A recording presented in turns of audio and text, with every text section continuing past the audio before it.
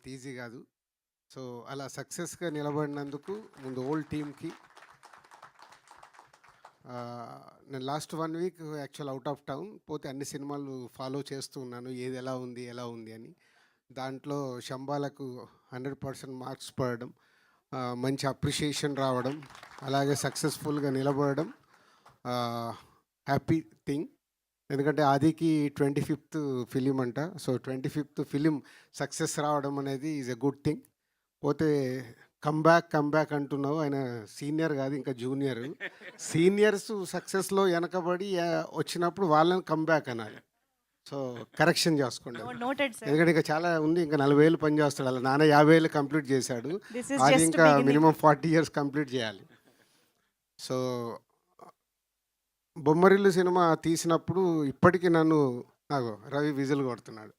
So Bommarillu father గురించి తీశారు అని చాలా ఫ్యామిలీస్లో 20 years బ్యాక్ తీసిన సినిమా చాలా చేంజెస్ తీసుకొచ్చింది. నిజంగా బొమ్మరిల్లు 2 తీయాల్సి వస్తే సాయి కుమార్ గారు ఆది వాళ్ళ స్టోరీ పెట్టి తీయాలి.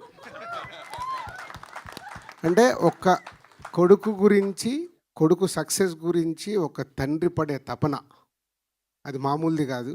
సో దానికే సాయి కుమార్ గారు అంటే బ్యాక్ బోన్. అంటే కొడుకు యాక్ట్ చేస్తే ఆ సినిమాలో పని చేసిన మీ అందరికీ బ్యాక్ బోన్ అయ్యాడు, కొడుకు ఒక్కడికి కాదు.